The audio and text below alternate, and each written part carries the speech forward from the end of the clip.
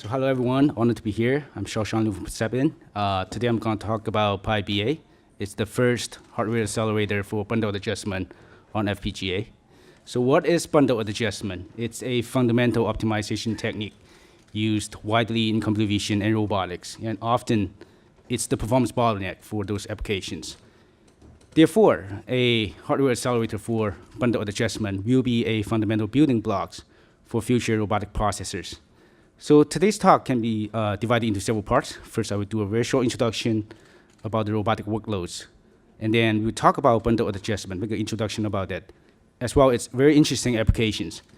At the end, we'll do a deep dive into the FPGA design, implementation, as well as performance numbers. Let's get started. So welcome to the age of robotics. First of all, if you look at market numbers for the past several years, we see an explosive market for robotics, 22% annual growth rate. You don't see a sector with that high of a growth rate.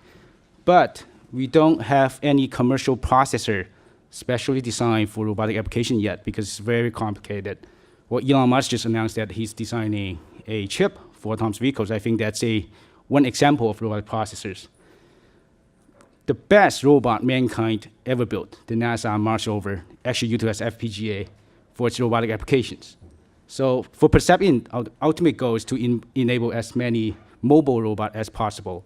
That involves to making localization, perception, planning control onto the same chip. So that's Perception's technology stack. If you go through the top to the bottom, that's how computation flows. We have a suite of sensors. It can be radar, camera, LiDAR, and so on. Then for a mobile robot, there are really only three things that you do, and you need to do those three things very well. The first one is perception. How do you understand the environment? If there's an obstacle in front of you, can you detect it? The second one is localization. You need to know where you are when you deploy a mobile robot. Then once you gather this information, you make a decision about how you move. So what we need is a chip that consumes all those sensor input, then generate a decision to drive the chassis, what we call the chassis or the car body itself. That's the robotic workload itself. Let's look at related work in this space, or robotic processor space. Not much, really not much work is dedicated in robotic processors. We see a few pieces of work in localization. We see a few pieces of work in stereo matching. I think there's a later talk that talk about stereo matching as well. We see tons of work in deep learning in the past 5 years. And then for planning control, only limited work. So there's still a lot of room to grow in this space. And eventually, I think within 5 years or so, we should have commercial processors for robotic applications. So what is bundle adjustment? And why is it so important? What are the applications of bundle adjustment? Imagine you have a camera. You pull out your camera, take a look at the object, take a shot. And then you move to a different position, you take a shot. Then gradually you take a lot of shots of the same object from different angles. Then you try to reconstruct this object from different point of view. Then you need to use bundle adjustment. It basically optimizes the process of 3D point projection onto a 2D plane. Because all objects we see, they have 3D points. But the pictures you take, they're 2D planes. But by combining a lot of 2D planes, you can reconstruct the 3D points. So that's the basic idea. So what happens behind the scene is you have a world coordinate. There's an object in this XYZ coordinate. Then you do a transformation into a camera coordinate, then make a projection onto a 2D plane. So there's basic transformation move. And the basic thing here, very important, is how do you do camera rotation and camera translation. Those are the basic operations that you need to do in order to do a projection. So that's the problem we are dealing with. What are the applications? Probably bundle adjustment is a new word to you, but what are the applications that we see in real life? First, how do you reconstruct Rome, for example, the city of Rome? If you have a bunch of pictures of Rome, you try to reconstruct the 3D structure of Rome.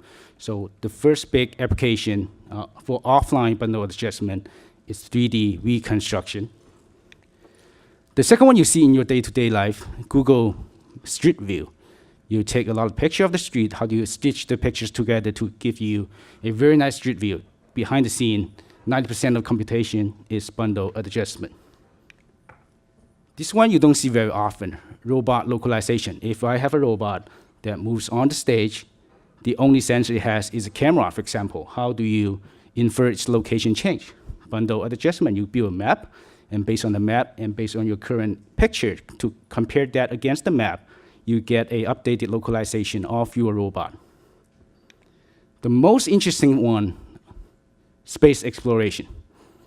That's the best robot mankind ever built, the Mars 2020. The only sensor, or the only perception and localization sensor it has is actually camera. You have 23 cameras on board.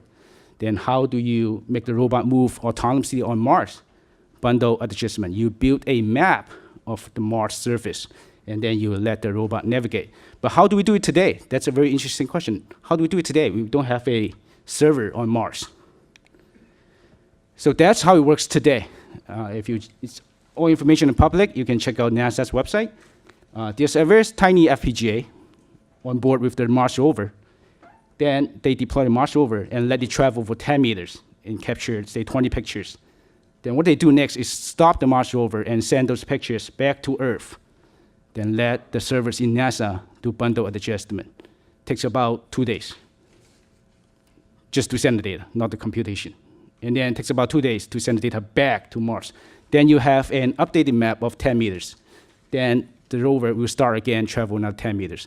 So the distance the rover can cover is about 120 meters because they cannot do bundle adjustment on Mars. But with a bundle adjustment hardware accelerator, that we can make it possible to do local bundle adjustment on Mars. And that's why this piece of work is so important. So let's do a deep dive on the algorithm itself. What is exactly bundle adjustment? What's behind the scene? What happens there? So you see a lot of equations, but what's important is the cost function down here. So basically, what we are trying to minimize is 3D point to 2D plane projection, reprojection error. We say you have 100 pictures of the same point. You're trying to minimize the average error of reprojection, and that way you get an accurate representation. It's a nonlinear process. You need to solve these nonlinear equations. So you can forget those parts, very complicated, but eventually it's the cost function you try to optimize. Then the best algorithm today, or the most convenient algorithm today we have, is the LM algorithm. You try to linearize the whole process. It was a nonlinear computing stage. You try to linearize it.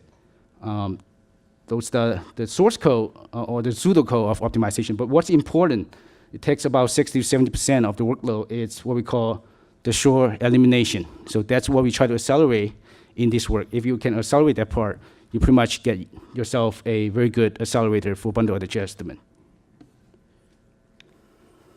So let's talk about PyBA, our first bundle adjustment hardware accelerator. So that's the basic design. What we did our experiment on the Zinc SoC, Silent Zinc SoC. So there's an ARM chip, and there's FPGA fabrics. What happens is we do all data pre-processing on the ARM chip. Then we generate what we call the point projection, which is the 3D to 2D transformation. And then we feed it into FIFO. And then once that's in the FIFO, we feed it into the processing unit or the accelerator on FPGA. Then once the acceleration is done, we pull it out. There's a accumulation logic, and then we put it into auto buffer. Then your bundle process is done. But why is it so hard to design? And what's the difficulty in designing this kind of engine? The first thing to try to accelerate or to increase the throughput of the whole processing pipeline is we try to do a pipeline. We break it into 4 stages. So now we have a 4-stage pipeline to accelerate the bundle adjustment process. And then you can see we have some notation there to map each line of the pseudocode onto the acceleration logic. Then once we've done this, we've found a very interesting observation is that, remember we talked about 3D to 2D transformation. If you have 2 pictures mapping to the same 3D point in space, then you have 2 co-observation. But the co-observation number actually changed. Say if I stand here, I look at the wall over there, and then move around, I always see that exit sign over there. So there will be a huge number of co-observation. But if I stand here and move away from the mic, then I only have 2 or 3 pictures looking at the mic. So a small number of co-observation. And then what's interesting is that when you look at the pipeline, stage 3, no matter how many co-observation you have, it's a fixed latency. But stage 1, stage 2, stage 4, it's highly dependent on the number of co-observation here. So if you have a universal design for all the scenarios, then the performance is not that great because sometimes you have huge delay, sometimes you have lower delay. So we do a profiling on the co-observations of our benchmark. We have a very interesting observation. Almost 90% of these images have fewer than 5 co-observation. And the corner cases are those with large number of co-observation. Why don't we design 2 accelerator or even more to optimize for these kind of scenarios? We just have to understand our scenario. How many co-observation? What's the distribution of co-observation? For example, in this design, we have a co-observation engine for 2 to 10 co-observation, and we have another one for 5 to 50 to deal with these 2 different cases differently. We will allocate more resources for the bottleneck, maybe the 2 to 10 bottleneck, and then we will leave the rest of it for the corner cases. What about the performance? That's the most interesting part. Eventually, we want to learn about performance. So for performance, first we need a benchmark. Obviously, there's a very standard benchmark called bundle adjustment in the large. Then we can profile this benchmark with 5 sets of data. Then we look at how many cameras are taking pictures, how many points, 3D points there, and how many observations there. And on the right side, you see our experiment platform. So to sum up the numbers, we do comparison against Intel chips. We do an experiment against ARM Cortex-A9 chips. And then the software version is Series software from Google. It's an open source package for bundle adjustment. It's the, we think it's the best package out there. So we compared that versus our hardware accelerator. So the improvement over Intel's chip, it's about 4x. Over ARM, it's like 90 times better. In terms of performance, in terms of power consumption, we use 1/6 of the power of the Intel chips and about 1/3 of the ARM chips. So I think that's pretty good. And then if you can deploy that onto a real robot, we can perform a large-scale local bundle adjustment on the robot instead of moving it to an offline server. So that's it about my talk. And now if you have questions, I'm welcome to discuss.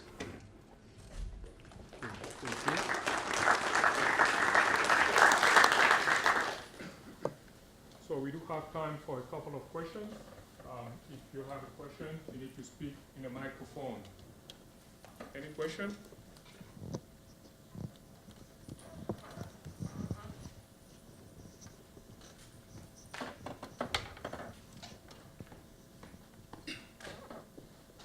So I think I didn't get that part where you said that the robot on the Mars has to send the pictures to Earth, and that takes around 2 days to compute and then send the results back to Mars, right? No, and then, yeah, just to complete the questions. And then you said that the performance improvement over Intel FPGAs is 4x, right? So, I mean, what is wrong with just putting an Intel CPU on the Mars, the robot, and just computing it there, right? Well, I think it's a very good question. First of all, it doesn't take 2 days to compute. It takes 2 days to send the data. Why don't we put Intel chips on Mars? Because Intel is not radiant hardened. There are a lot of radiation in space. So FPGA, there are a lot of space-grade FPGA out there available from Xilinx. But we are talking about NASA ordering 5 chips to ship it to space. I don't think Intel is willing to make that investment to make their chips radiant hardened.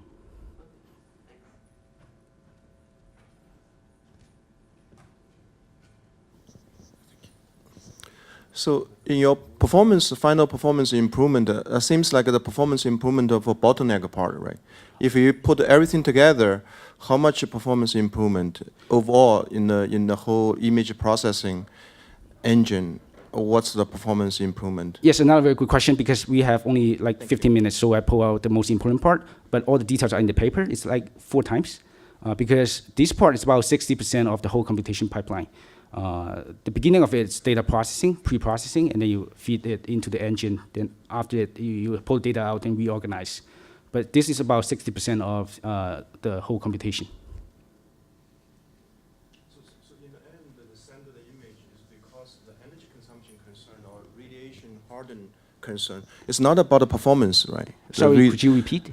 I'm saying like even with this almost 2 times overall performance improvement, seems like NASA probably still need to send the image back to Earth in order to process, right? That doesn't fundamentally solve the offloading process problem. Very good question. I think there are several concerns. First is performance, because that robot is energy constrained.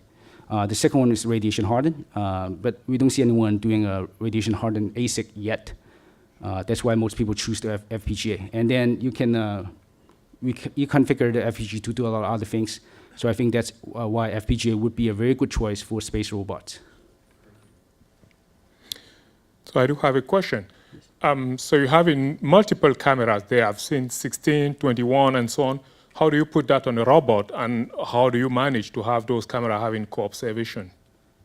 So the co-observation, first of all, the robot itself, the space robot has 23 cameras. One covers the front, several covers the side. Yeah. They utilize all the data together and send the package back to Earth.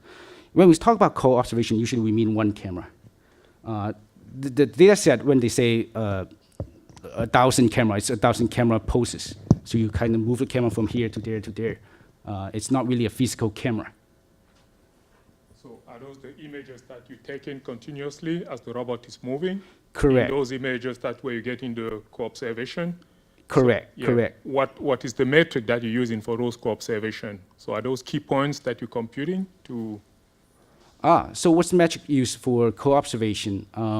The more co-observation you have towards one 3D point, the more accurate you can reconstruct that 3D point. The fewer you have, the harder it is to reconstruct. So take an example here. I'm looking at a projector up there, second floor. If I move around the whole stage, every picture I take, I have a co-observation of that. But for near-field objects, once I move out, I don't have any more co-observation. So it's harder to reconstruct the points here. So it's a distance in the baseline of the camera that determines the quality of co-observation. Any other question? Yeah, thank you. Well, thanks so much.